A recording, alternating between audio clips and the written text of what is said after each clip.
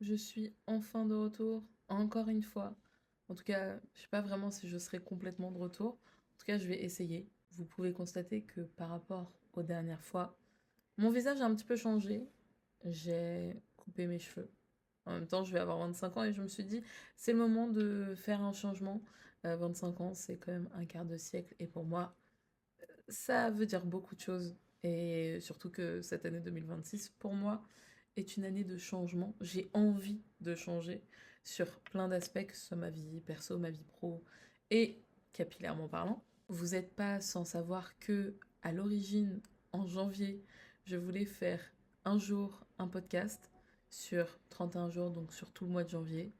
Bon, je me suis arrêtée à l'épisode 13, je crois, à peu près, 13 ou 14, donc presque la moitié, parce que, en fait, je suis tombée malade sur maladie sur maladie. Enfin, je suis tombée 2 fois malade, j'ai eu un rhume, mais je pense que j'ai eu le Covid à ce moment-là. Et ce qui a fait que ma voix ne pouvait pas être entendue et entendable. Et donc, bah, malheureusement, j'ai dû arrêter.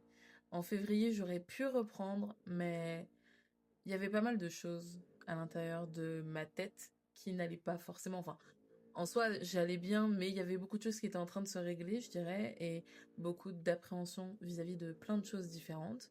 Et donc, c'était pas forcément le bon moment pour moi de reprendre le podcast. Donc, je l'ai mis de côté, mais j'aimerais beaucoup pouvoir le reprendre en ce moment. Là, à l'heure qu'il est, j'ai quelques idées d'épisodes, mais je suis pas encore sûre de comment est-ce que je veux les agencer. À côté de ça, il y a aussi le fait que je suis en pleine reprise d'études, donc je vais arrêter mon travail en librairie pour pouvoir reprendre mes études et j'aimerais bien pouvoir documenter tout ça, pas forcément pour vous et pour le montrer à quelqu'un, mais plus pour moi et pour me rappeler d'où est-ce que je viens, me dire que si à 30 ans j'ai l'impression d'avoir une vie de merde, bah de regarder ces épisodes-là et en fait de se rendre compte que j'ai quand même parcouru un long chemin qui a pu être fastidieux sur certains points. En fait, cette vidéo, c'est un peu une remise en question de toute ma vie. J'ai l'impression que je suis en perpétuelle remise en question depuis le début d'année 2026 parce que justement, comme je vous disais, j'ai décrété que ça allait être mon année. Et donc, je suis tout le temps en train de me remettre en question, d'essayer de changer ma façon de voir les choses, d'essayer de changer ma façon d'être de façon à être le plus en symbiose possible avec mon corps, mon esprit et ce que je veux pouvoir faire pour plus tard. J'ai envie d'avoir des projets, j'ai des projets, il faut juste que je trouve la façon d'aboutir ces projets, mais ça ne serait tardé et donc c'est encore une fois pour ça que je fais cette vidéo, mais j'aimerais pouvoir reprendre les vidéos, j'aimerais pouvoir faire des vraies choses, enfin pas des vraies choses, mais pouvoir documenter un peu plus ma vie, parce qu'à chaque fois qu'en fait je monte une vidéo, que je fais une vidéo, que j'enregistre des plans pour une vidéo, bah j'ai l'impression d'être trop perfectionniste, et donc en fait c'est pas assez, donc j'arrête le montage et je mets de côté le projet, mais parce que je veux que ça soit parfait. Sauf que ça sera jamais parfait. Et dans mon podcast, justement, je crois que je disais que l'imparfait est déjà quelque chose de parfait en soi. En tout cas, pour moi, je trouve que l'irrégularité, le fait que rien ne soit parfait rend la chose plus belle que si elle l'avait réellement été parfaite. Je sais pas si vous me suivez, en tout cas j'espère. Et je crois que c'est Aïssa Dibatere, si j'écorche pas son nom, qui parlait de ce perfectionnisme-là. Et c'est fou parce que on a l'impression qu'on peut pas faire les choses parce qu'on n'a pas d'outils. Une fois qu'on a les outils, on ne les fait pas parce que on veut produire quelque chose le plus parfait possible. Mais en soi, c'est Orelsan qui dit ça, si t'as envie de faire un film, t'as juste besoin d'un truc qui filme. Et si tu veux faire des vidéos, t'as juste besoin d'avoir un truc pour faire des vidéos, d'avoir un logiciel de montage, même s'il est pas incroyable, mais t'as juste besoin d'un truc qui puisse cutter les moments où il y a des blancs et basta, quoi. Et c'est vrai que j'ai un peu plus envie d'enlever ce côté perfectionniste, d'être plus dans la documentation malgré les imperfections et de pouvoir montrer tout ça aux gens qui me regardent et surtout à moi en fait qui vais regarder ça plus tard parce que je suis persuadée que quand je serai plus âgée, quand j'aurai peut-être probablement changer de vie complètement, bah, de pouvoir voir les épisodes précédents, malgré leur imperfection, bah, me fera me dire, waouh, je suis vraiment partie de loin et j'étais là à la base et j'ai fini là, quoi. Parce que je sais que j'ai envie de me donner les moyens de pouvoir changer, de pouvoir faire autre chose de ma vie, que ma vie n'est pas juste avoir fait des études de librairie, travailler en librairie et partir à la retraite, parce que j'ai envie de faire plein de choses, parce que j'ai envie d'avoir plein de casquettes différentes, parce que je veux pouvoir découvrir aussi plus ou moins le monde, j'ai envie de voyager aussi, donc je sais que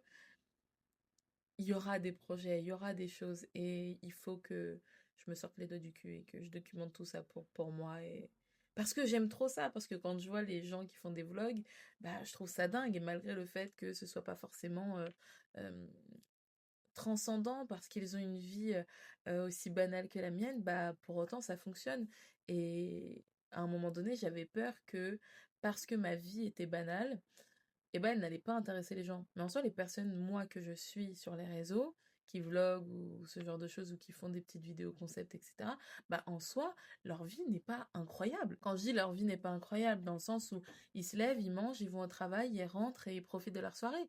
Et en vrai, bah, moi, c'est pareil. Je fais exactement la même chose qu'eux.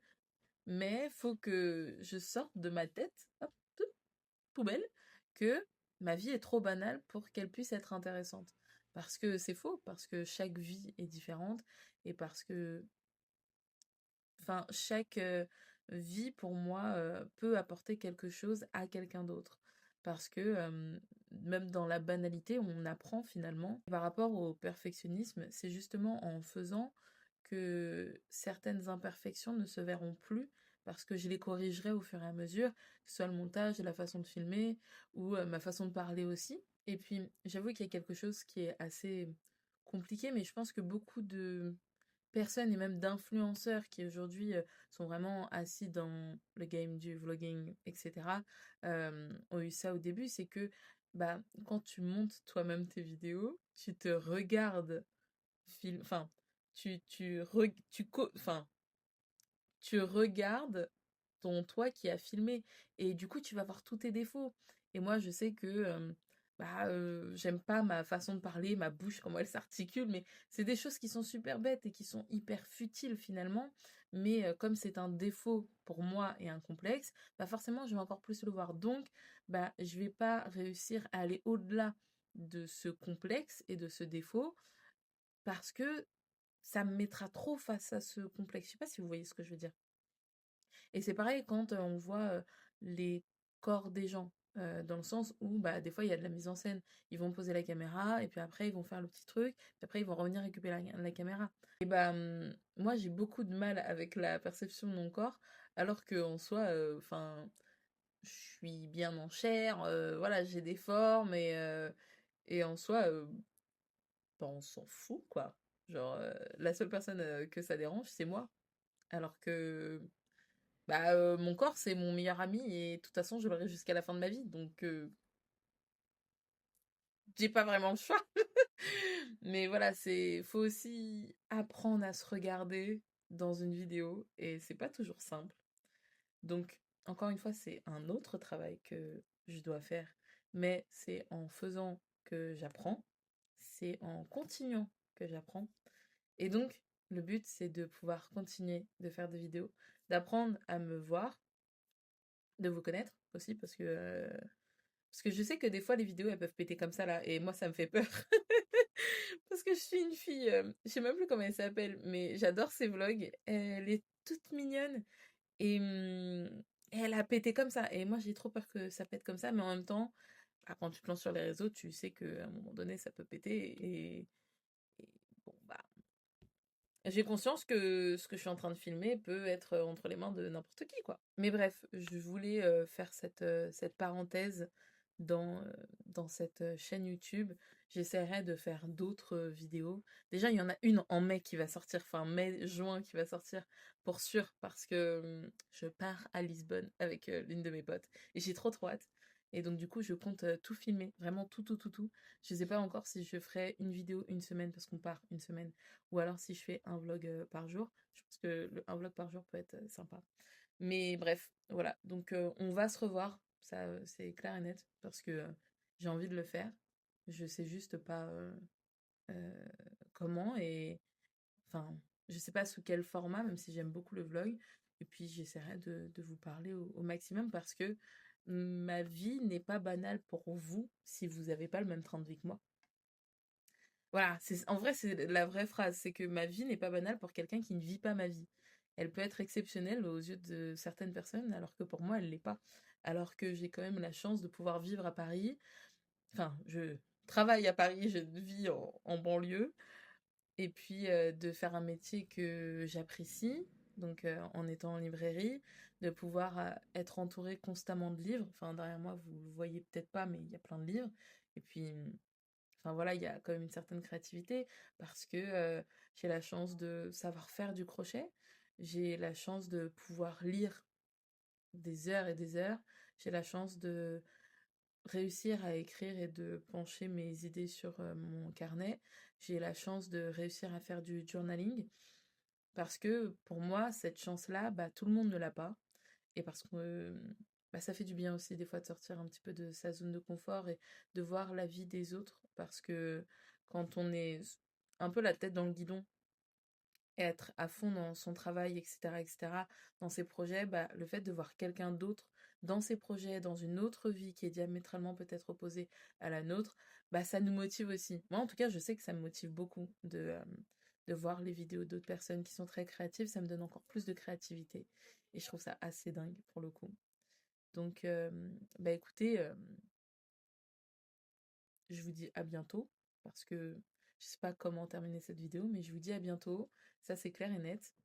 Et j'espère que bah, les autres vidéos vont vous plaire. Si jamais vous n'êtes pas abonné, n'hésitez pas à vous abonner. Si vous avez envie de me donner un petit peu de force, bah, l'espace commentaire est là pour ça. Si vous voulez juste qu'on discute aussi.